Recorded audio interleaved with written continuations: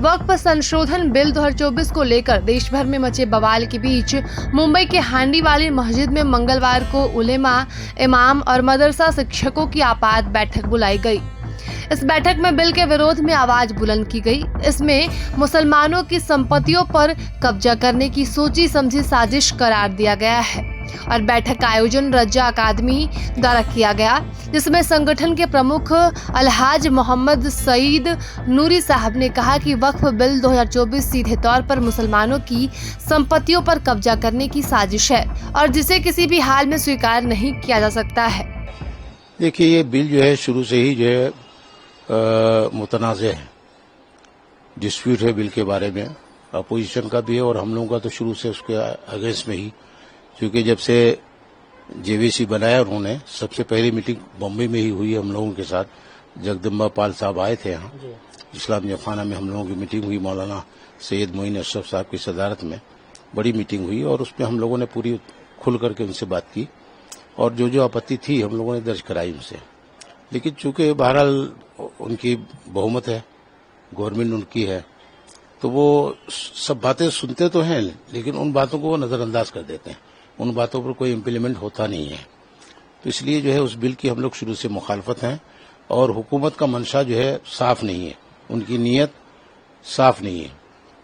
तो हुकूमत जो है वो कहती अलग है, कुछ करती अलग है और उनका मकसद है मुसलमानों के मस्जिदों पे, दरगाहों पे कब्जा करना है, मुसलमानों की वक्फ की ज़्यादात पे जो है कब्जा करना है। चूंकि ये वक्फ जो है अल्लाह है, अल्लाह के लिए वक्फ कर देते हैं, न उसको कोई बेच सकता है, न कोई खरीद सकता है, न उस पर कोई नाजायज कब्जा कर सकता है। तो ये हमारा शुरू से मतलब वो है। दूसरी बात ये है कि हुकूमत इसमें जो है फिर वक्फ बिल में जो है मुसलमानों के इसमें जो हिंदुओं को शामिल कर रहे हैं मेंबरों में, उसमें हिंदू होंगे, औरतें भी होंगी, सब होंगे। जाहिर सी बात है हमारे जो है मस्जिद के, दरगाहों के या कब्रिस्तानों के मसले पे किसी हिंदू को कैसे क्या मालूम है कि उसमें क्या होता है नहीं होता है। दूसरी बात यह है कि भाई सिखों के उसमें कोई दूसरे तो है नहीं शामिल, उसमें सिखों के उसमें जो है कोई हिंदू नहीं है, कोई मुसलमान नहीं, कोई ईसाई नहीं है, क्रिश्चियनों में कोई दूसरा शामिल नहीं है, हिंदुओं के उसमें नहीं है। क्या राम मंदिर में किसी मुसलमान को मेंबर बनाएंगे, ट्रस्टी में लेंगे वो, या अक्षरधाम मंदिर है उसमें किसी को लेंगे, बनारस की मंदिर में उसमें लेंगे किसी को? क्या तो मुसलमानों के वक्फ में किसी हिंदू को शामिल क्यों कर रही है? तो इससे साफ जाहिर है कि हुकूमत की नीयत साफ नहीं है।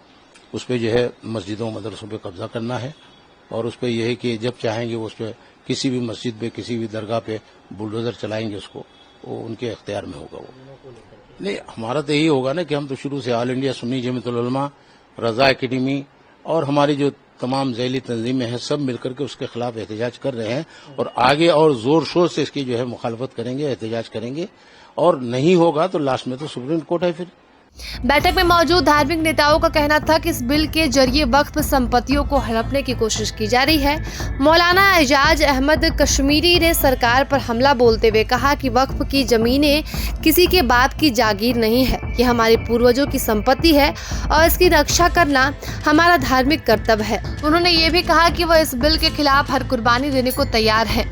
और सईद नूरी ने विपक्षी दलों के नेताओं विशेषकर चंद्रबाबू नायडू, नीतीश कुमार, जयंत चौधरी और चिराग पासवान को आगाह करते हुए कहा कि अगर वे 2 अप्रैल को संसद में इस बिल का खुलकर विरोध नहीं करते तो अल्पसंख्यक समुदाय का उन पर से विश्वास उठ जाएगा। उन्होंने आरोप लगाया कि अगर ये नेता बिल का विरोध नहीं करते तो उसका मतलब ये होगा कि उन्होंने अपनी पार्टियों को मोदी सरकार के हाथों में बेच दिया है। प्रभातखबर.com, विश्वास वही, रफ्तार नहीं।